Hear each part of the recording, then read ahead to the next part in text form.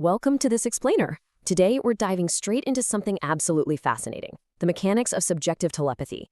We're going to explore how your silent, everyday inner thoughts literally dictate the behavior of everyone around you. It's wild, right?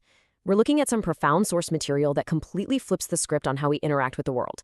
It suggests that the true battlefield, and honestly the true place of connection, is entirely unseen. So, have you ever won a fierce argument completely inside your own head?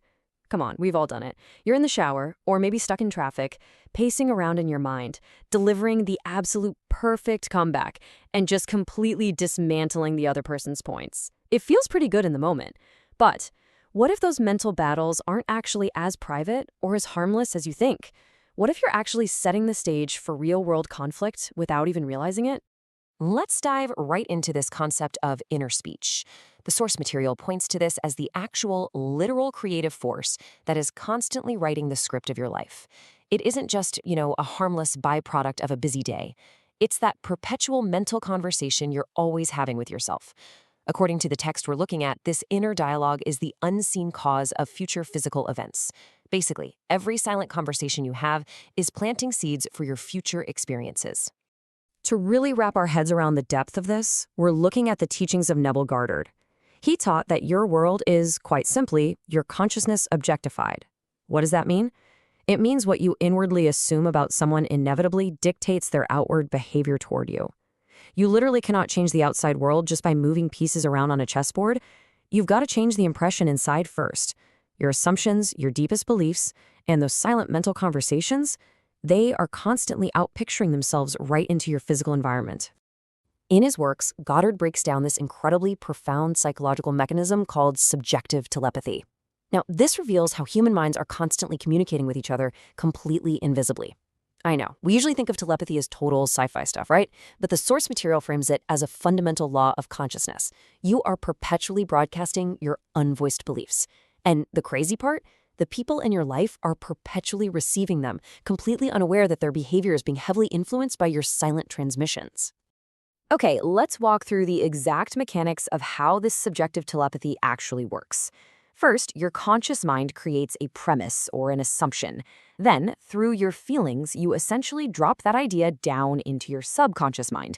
Next, your subconscious acts like a radio tower, transmitting that idea directly mind to mind to the other person. As long as they don't consciously reject that premise as being totally out of character for them, they just accept your unspoken belief without even giving conscious consent.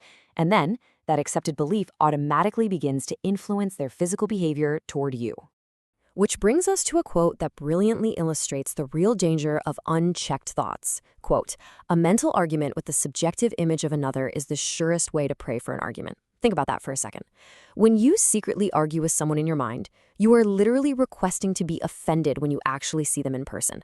You're basically handing them a script that says, hey, be difficult today, and through the law of subjective telepathy, they really have no choice but to play the exact part you just assigned them. Section 1. The mental argument trap. Looking at the actor's case study. To see the destructive side of this law in action, the text gives us a fascinating real-world example. There was a highly frustrated actress who was caught in a daily trap of incrimination, entirely unaware that her own mind was acting as this powerful, subjective broadcasting station. She admitted that every morning on her walk to the theater, she was delivering fiery speeches in her head. She was unleashing these harsh, intense criticisms on her producer, things she would absolutely never dare to say to his face. She felt completely justified in her private anger. So, what was the result? The producer was simply echoing back the secret hostility she was whispering to him subjectively every single morning. The sheer intensity and force of her mental arguments automatically established his hostile, difficult behavior toward her in the real physical world. She was literally the one writing his harsh lines for him. Once she realized that he was just acting as a mirror, reflecting her own inner dialogue, she finally saw that the conflict wasn't actually starting with him at all. It was starting on her morning walk. Section 2. Transforming Connections, featuring the mother-in-law case study. Now, let's pivot from those destructive habits to constructive ones, using that exact same law. Because if you can create a hostile producer with your mind, you can absolutely create a loving family dynamic. The text tells the story of a woman who desperately wanted to heal a broken relationship with her daughter-in-law. Instead of engaging in more mental conflict or rehashing past hurts, she decided to completely rewrite her inner dialogue. Every night, she imagined reading 2 tender, affectionate letters, one from her daughter-in-law and one from her grandson. She repeated this for 8 consecutive nights, just falling asleep in the joyful feeling of reading those imaginary, loving letters.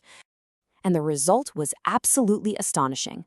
On the very next morning, the 9th morning, she went to her mailbox and received a physical letter that perfectly reflected the love and harmony she had been imagining in her head.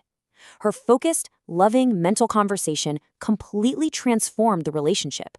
It just goes to prove that other people simply reflect your current concept of them. She shifted her inner speech, and her external reality almost instantly reshuffled to match it. This comparison really highlights the power of choice. The law is just an impartial mirror. On one hand, mental hostility, which focuses on criticism and anger, guarantees real-world conflict and friction. But on the other hand, imagined love, focusing on harmony and joyful words, results in miraculously restored relationships. The power rests entirely in what you allow yourself to whisper in the total silence of your own mind. Section 3. Changing your specific person. Actionable steps. So how do we actually apply this? Goddard gives us a very clear, step-by-step technique to establish this invisible connection with your specific person. Step 1. Relax physically and quiet your mind. Step 2. Call the person mentally. Just imagine calling their name like you're trying to get their attention on the street to establish rapport. Step 3. Imagine hearing their familiar voice telling you exactly the joyful news you want to hear. And Step 4. Mentally respond with joy, genuinely feeling the emotional thrill of that interaction. Now, there were a few rules for success here. This technique relies heavily on sensory immersion because your subjective mind only transmits solid, deeply felt ideas. You have to erase all doubt and really believe the conversation is real in that moment. Focus heavily on those sensory details, especially the specific tone of their voice. You need to actually feel the emotional relief and joy of that good news. And here's the absolute kicker. Do not worry about how the physical meeting will happen. That's not your job. The universe will orchestrate the rest. Goddard even suggests this beautifully tactile variation, which is just brilliant. He recommends imagining placing your mental hand inside their mental hand and actually feeling the grip. You leave your physical body entirely still, but you reach out with your inner body. It symbolizes this profound, unseen spiritual connection, bridging the gap between your minds. You're making the interaction feel solid and real right here, right now. As we wrap up this explainer, I want to leave you with a really powerful question to ask yourself the very next time you catch yourself slipping into a silent mental conversation. What are you whispering to the people in your life right now, in the silence of your mind? Are you writing a script of conflict, or are you writing a script of love? Choose those inner conversations wisely, because the people in your life are always listening.